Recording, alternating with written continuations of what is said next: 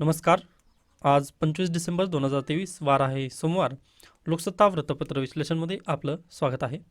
पहा, good news आहे.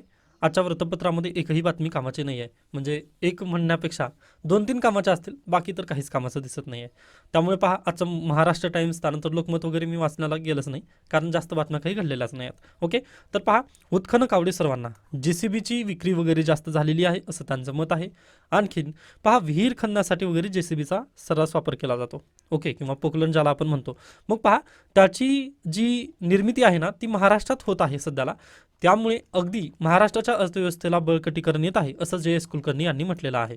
व पहा, अगदीच सर्वांना माहिती आहे, विहीर खोदण्याच्या टाईम पिरियडला आपल्याला काय पोकलन तर लागेलच. मग त्यासाठी पहा, यांनी इथं टाईम पिरियड दिलेला आहे सप्टेंबर ते मे अशा पद्धतीने सप्टेंबर ते मे महिन्यामध्ये ना विहीर खोदण्याला वगैरे जास्त प्राधान्य शेतकरी देतात. त्यामुळे यांची विक्री वगैरे जास्त होत आहे. त्यासाठीच पहा, JCBची पण संख्या आता काय JCBची जी विक्री आहे ती विक्रमी स्वरूपात होत आहे असं त्यांचं म्हणणं आहे. त्यानंतर पुढची बातमी, कुस्ती महासंघ निलंबित, नियमांचे उल्लंघन केल्याप्रकरणी कारवाई, समितीवर जुन्याच पदाधिकाऱ्यांचे नियंत्रण. आता पहा, झालेलं काय, म्हणजे अगदीच सर्वजण प्रेशर वगैरे गव्हर्नमेंट ऑफ इंडियावरती प्रेशर तर येत होतं. ओके, पण दुसरीकडे त्यांनी नियमांचे उल्लंघन केल्याप्रकरणी त्याच्याबद्दल कारवाई केलेली आहे कुस्ती महासंघावरती. मग कुस्ती महासंघांनी त्यांनी काय केलेलं होतं किंवा काम काय केलं मग, तर पहा, कुस्ती महासंघ अगदीच निवडणूक झाल्यानंतर त्यांनी काय केलं, सामने वगैरे ठेवण्याचं ठरवलं.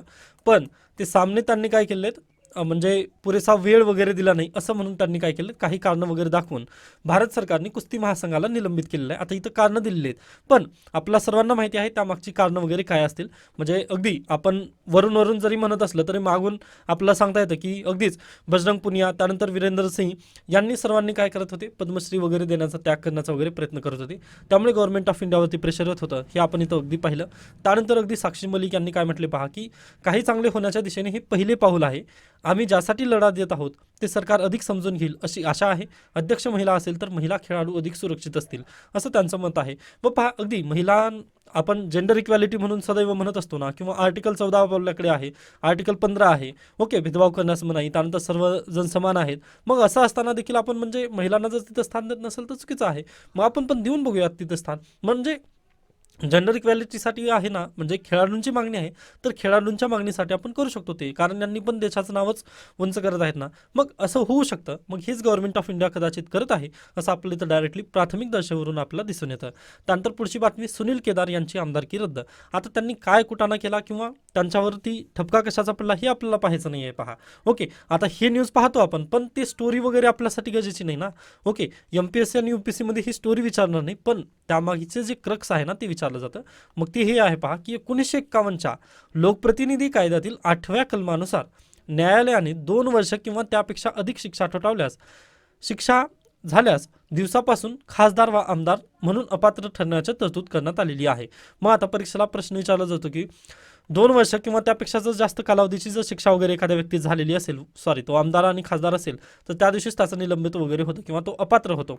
ओके, ही अपात्रतेची म्हणजे जे अपात्रता आहे, ओके, लोकप्रतिनिधी कायदा यामध्ये जी देण्यात आलेली अपात्रता आहे ती कोणत्या, म्हणजे जी 10वी अनुसूची आहे पहा, याला काय म्हणतो आपण, 10वी अनुसूची आहे. मग ही 10वी अनुसूची कितवी घटनादुरुस्तीने टाकण्यात आलेली आहे, आता हे तुमचं होमवर्क असेल.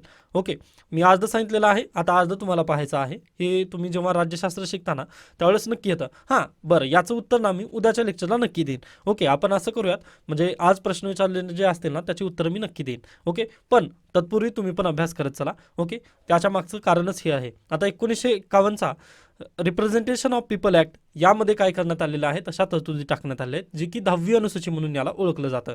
ओके, ज्याला अगदीच डिबार केलं जातं. आता याचं बेस्ट उदाहरण जर म्हटलं तर पहा, यावर्षी मार्च महिन्यामध्ये कोणाला हे केलेलं होतं, अपात्र ठरवण्यात आलेलं होतं, अशाच पद्धतीने पहा, राहुल गांधी. ओके, त्यामुळे हे सध्याला चर्चेत आहे व कदाचित पुढल्या वर्षीच्या राज्यसेवेला वगैरे हा प्रश्न विचारला जाऊ शकतो, कारण हे करंट अफेअर्समध्ये पण येतं. ओके, त्यामुळे ही जी न्यूज आहे ना ती खूप महत्त्वाची आहे. व त्यानंतर आमदार पण एक, म्हणजे त्यांची आमदारकी पण गेलेली आहे, म्हणजे ते आता अपात्र झालेले आहेत. मग प्लीज तुम्ही मी जे बोलतोय ना ते तुम्हाला म्हणजे ही जी 10वी अनुसूची कितव्या घटनादुरुस्तीद्वारे भारतीय संविधानात टाकण्यात आली असा डायरेक्टली प्रश्न येऊ शकतो. त्यामुळे प्लीज याचं उत्तर तुम्ही शोधण्याचा प्रयत्न करा. ओके, होमवर्क असेल ते. त्यानंतर पुढे पहा, लाल समुद्रात जहाजावरील हल्ल्यांचे सत्र सुरूच. आता लाल समुद्र कुठं आहे मग आपण एकदा सर्च करून इथंच पाहूयात. ओके, रेड सी पहा, इथे काय होत आहे, सध्याला हल्ले वगैरे होत आहेत. एक मिनिट दा, मॅप MAP. हा, तर हे पहा, आय होप तुम्हाला दिसत असेल.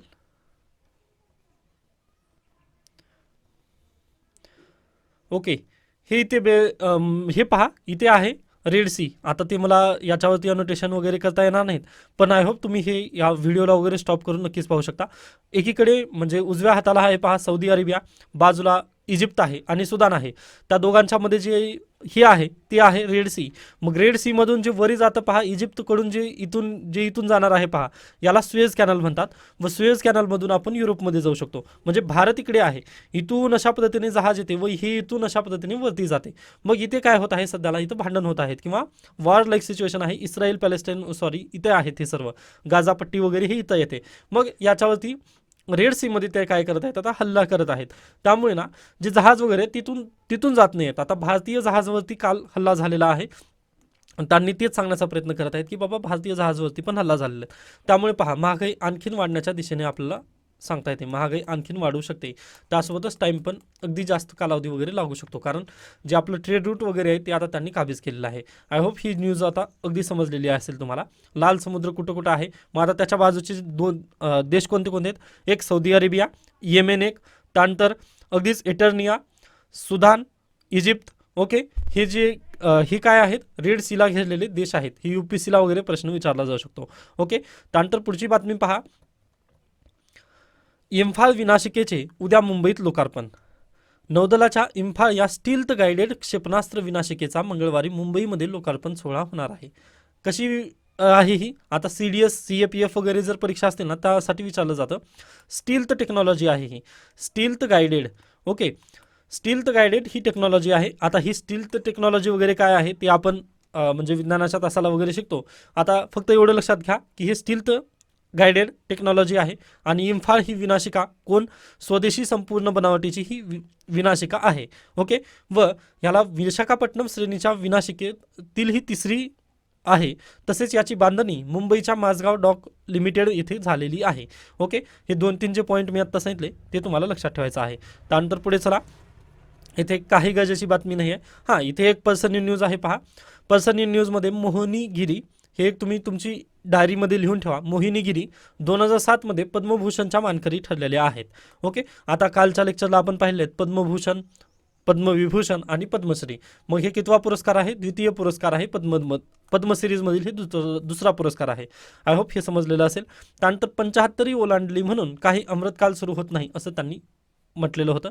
ओके, म्हणजे त्यांच्या कार्यातून आपल्याला ते दिसतं असं लेखकांचं वगैरे इथं म्हणणं आहे. ते तुम्हाला माहिती असणं गरजेचं आहे. कोणते आहेत त्या, मोहिनीगिरी यांनी अगदीच कार्य केलेलं आहे समाजामध्ये महिलांची स्थिती सुधारवण्यासाठी किंवा अगदीच स्त्री पुरुष समानतेसाठी पण त्यांनी काम केलेलं आहे. हे तुम्हाला माहिती असणं गरजेचं आहे. पर्सनल न्यूजमध्ये येऊ शकतं. त्यानंतर आता चला कर्जे काढूया. आता हा लेख IMF बाबत देण्यात आलेला आहे, international monetary fund. Okay, international monetary fund यांनी काय केलेलं आहे पहा, तर त्यांनी एक अहवाल काढला. त्या अहवालामध्ये त्यांनी काय म्हटलं, भारत सरकारच्या डोक्यावरील कर्ज झपाट्याने वाढत असून लवकरच त्याचा आकार देशाच्या सकल राष्ट्रीय उत्पन्ना इतका होईल असा इशारा नाणेनिधीच्या वार्षिक अहवालामध्ये त्यांनी दिलेला आहे. म्हणजे झालं काय पहा, IMFने एक रिपोर्ट काढली व त्या रिपोर्टमध्ये त्यांनी म्हटलं भारताची जी GDP आहे 2028 पर्यंत GDP जेवढी असेल त्याच्या 100% कर्ज भारताच्या डोक्यावर असेल असं त्यांनी एक अहवाल वगैरे दिला किंवा एक सजगतेचा रिपोर्ट वगैरे त्यांनी दिलेला आहे. आता सध्याला GDPच्या 58% कर्ज आहे आपलं, तर 2028 पर्यंत हे कर्ज किती होईल, 100% होईल असं त्यांनी म्हटलेलं आहे. मग त्यासाठी पहा लवकरात लवकर पावलं वगैरे उचलणं गरजेचं आहे असं त्यांनी म्हटलेलं आहे. यासोबतच फक्त म्हणजे फक्त हे कर्ज वाढणार आहे ही एक समस्या नाही आहे, तर त्याच्या पलीकडे पण जाऊन पर्यावरणाची पण एक समस्या प्रमुख आहे. पर्यावरणीय बदलांमुळे सध्या जे उत्पात होत आहे ते अधिक मोठ्या प्रमाणावर होऊ लागल्यास आणि ते तसे होतील असे दिसताना निर्माण होणाऱ्या परिस्थिती सामोरे जाण्यासाठी सरकारांच अधिक खर्च करावा लागेल, हे आपलं इथं बेसिकली स्थिती दिसून येते. ओके, म्हणजे पहा आता कॉटन पिकणार नाही. आता पहिलीच न्यूज पहा, इथे पहा सॉरी, एक मिनिट द्या. हां, हे पहा, देशातील कापूस उत्पादनात यंदा 8% घट आहे, बरोबर. मग इथं घट झाली, मग हे घट भरून काढण्यासाठी केंद्र सरकारला खर्च करावा लागतो. पुढल्या वर्षी पण आणखीन 8% घट होईल, मग परत खर्च करावा लागतो. म्हणजे खर्च वाढत जाणार आहे सरकारचा, मग हे कमी कमी होईल. त्यामुळे आंतरराष्ट्रीय नाणेनिधींनी काय सांगितलं की बाबा भारताने लवकरात लवकर वगैरे पावलं उचलणं गरजेचं आहे व महागाईला आटोक्यात आणणं पण गरजेचं आहे, असं त्यांचं म्हणणं आहे. मग आता हा लेख तेच दोन महत्त्वाच्या पॉईंट इथं सांगतं. मग त्याला लगेच पहा, आपले जे अर्थतज्ज्ञ वगैरे आहेत त्यांनी लगेच काय म्हटलं की बिहार, राजस्थान, पंजाब आणि पश्चिम बंगाल यांचं 12 राज्यांचे वित्तीय व्यवस्थापन ढिसाळ असल्याचे रिझर्व्ह बँकेचा अहवाल सांगतो.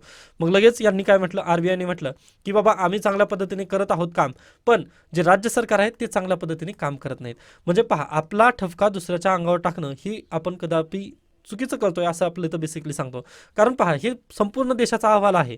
ओके, मग संपूर्ण देशाचा म्हटल्यानंतर सगळी राज्य वगैरे त्यामध्ये समाविष्ट होतात. आपली जबाबदारी दुसऱ्याच्या अंगावर फेकू शकत नाही आपण. ओके, कारण आरबीआयची जी जबाबदारी आहे ना, महागाई आटोक्यात आणणे, ही आरबीआयची जबाबदारी आहे. मग त्यासाठीच पहा, मॉनिटरी पॉलिसी येते. ओके, मॉनिटरी पॉलिसी किती महिन्याला येते? ओके, हा पण एक प्रश्न असेल, होमवर्क असेल तुम्हाला. दर किती महिन्याला मॉनिटरी पॉलिसी वगैरे चेंज करण्यात येते? ओके, म्हणजे कदाचित ती स्टेबल पण राहू शकते, पण त्यांची कमिटी वगैरे बसत असते. मॉनिटरी पॉलिसी कमिटी ही दर किती महिन्याला वारंवार वगैरे बसते, हे तुम्ही प्लीज मला सांगू शकता कमेंट सेक्शनमध्ये. हे तुमचं होमवर्क असेल व याची जी उत्तर असतील ना ती उद्या भेटतील.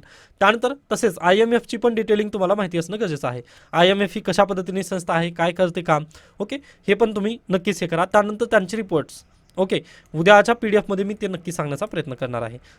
राखीव वन क्षेत्रातल्या प्रकल्पांत असुरक्षित काय? ओके, आता सर्वांना माहिती आहे सोलार एक्सप्लोजिव्ह फॅक्टरीमध्ये अगदीच स्फोट झाला व त्यामध्ये 6 जण मृत्युमुखी झाले. मग त्याबद्दल हा लेख आलेला आहे किंवा विश्लेषण आलेलं आहे. आता हा विश्लेषण UPSC आणि UPSCच्या दृष्टिकोनातून जर पाहिलं तर आपला प्रश्न जसा येतो ना तशा पद्धतीने यांनी दिलेला नाही आहे, त्यामुळे स्किप जरी केला तरी बेटर होईल. पण पहा, प्रकल्पांना वन जमीन देताना निष्कष काय असतात किंवा निकष काय ठरवले जातात? तर पहा, आपण एखादी फाईल आहे व मला जंगलामध्ये आपल्याला काय फॅक्टरी वगैरे ओपन करायची असेल ना, तर मला मिनिस्ट्रीकडे जावं लागतं व मिनिस्ट्रीमध्ये माझी फाईल गेल्यानंतर पहा, त्या जागेची ना ऑफलाईन पद्धतीने काय होते, म्हणजे तशा पद्धतीने तरतूद आहे की तिथं जाऊन प्रत्यक्ष क्षेत्रभेट वगैरे करून काय करायचं, तिथं अहवाल वगैरे रिपोर्ट वगैरे दिली जाते. पण सध्याला काय झालं, कोविड आल्यानंतर सगळं हे जी काम आहे ना ती ऑनलाईन झालेलं आहे. मग ऑनलाईन कामे झाल्यामुळे काय होत आहे पहा, तर डायरेक्टली फाईल वगैरे लवकरात लवकर क्लिअर केली जात आहे. ही एक समस्या आपल्याला तिथं दिसून येते. ओके, व यामध्ये वाढणारा भ्रष्टाचार वगैरे ते तर गोष्टी आहेतच आहेत.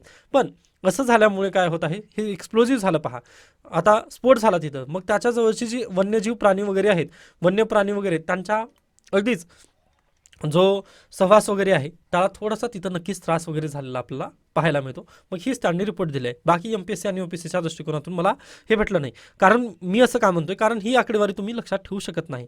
ओके, MPSC आणि UPSCमध्ये जेव्हा आपलं टाईमचं प्रेशर वगैरे असतं ना परीक्षेमध्ये, ती आकडेवारी आठवत नाही, त्यामुळे स्किप केला तरी बेटर असेल. फक्त तुम्हाला त्यामागचं कारण वगैरे माहिती असणं गरजेचं होतं. ओके, त्यानंतर पहा, बाकी स्पोर्ट्स न्यूज वगैरे मला काही गरजेच्या वाटलं नाही, त्यामुळे मी स्किप करतोय. तर अशा पद्धतीने आजचा लोकसत्ता वृत्तपत्र इथे संपतं. याबाबत काही शंका, काही सजेशन असतील तर नक्की मला सांगू शकता. धन्यवाद.